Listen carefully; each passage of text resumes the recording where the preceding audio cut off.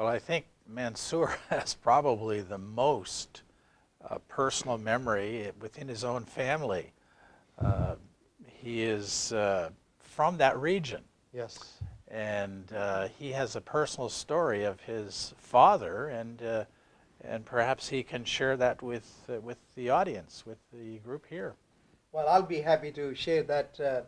My father was a layman, and please, our audience, I want to make everybody to make sure they don't think I'm trying to glorify the Father. The purpose over here is to glorify God. Yes. It is to show what God can do with people who are uneducated, Right. people who are simple, humble. Yes. He was a humble farmer and had only 7th grade education in Urdu language. Urdu, yeah. And so uneducated. But Did not know English. did not know speak English, could not read and write. My mother could not read and write anything. And so he was one of the first ones who became Seventh-day Adventist in that village. And one day he was doing Sabbath school lesson, and all of a sudden people were beating drums and running out of their homes towards their farms. And my grandmother, who was always, she remained Hindu, she did not get to accept the Lord for a long time, and she always will sit outside the worship hall at the door. At the door. And she will joke, well, if God takes my son to heaven, he's not going to leave his mother, do you think? And so she shouts at him, she says, forget this God business, go and save your farm. And so what had happened was locusts had attacked the farm. Oh, all the farms. Yeah. And so people were beating drums and going out there and trying to drive the locusts away.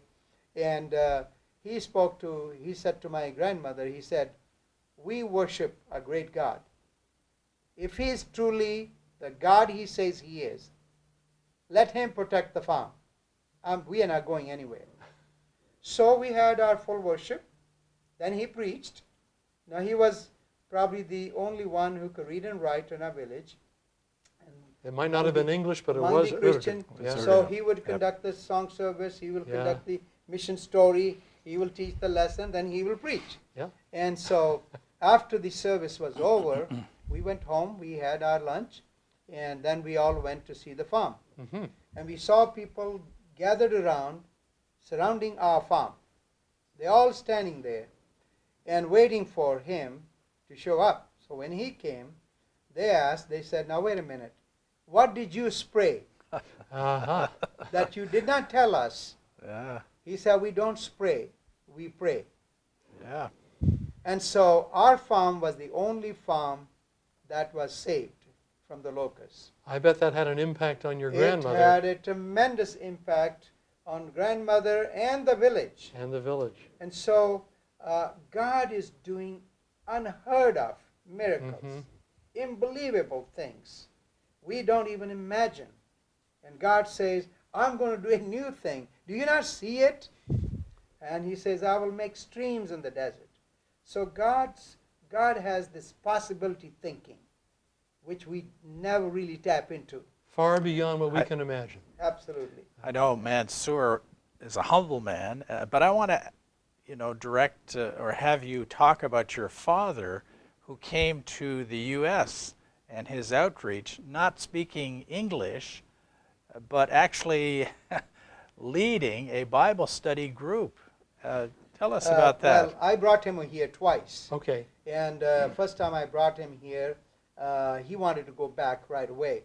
Not his country. Didn't want to stay here. And I was really, really prepared to send him. And I got a call from this my neighbor.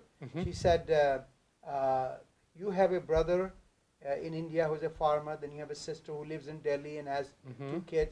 And I said, how do you know all this? She said, oh, from your dad. I said, well, they don't speak English, so how do they communicate with you? She said, no, he gives us Bible study. There are 5 of us, 1 Chinese, 1 Lebanese, 1 Mexican, and 2 Americans. And so early morning, my mother and my father, she said, they come to our home and they will take us for a walk. And then we go to an orange grove, and your mother will say, shoes, shoes. And that means take your shoes off. So they all take their shoes off, and your father has memorized the books of the Bible in English. In English. And then he has memorized 3 sentences. Brother, please read. Sister, please read. And he'll give them a reference. So he will say, Genesis 3:15. Brother, please read. Yeah. Matthew 1:21. Sister, please read. She said, he cannot explain anything because he doesn't speak English. Sure. But when we read it, we know what he's trying to tell us. Yes. So don't let him go home. So, but within 10 days, we decided he needs to go home. Mm-hmm. And after going back, he raised 7 churches in his neighborhood, in the villages. Where he could speak their language. Yeah, well, yes, where he could speak. See, so we believe that if you give yourself to God, total surrender, and you're willing to listen to the Spirit of God, you are absolutely unstoppable, and God can use you where you are.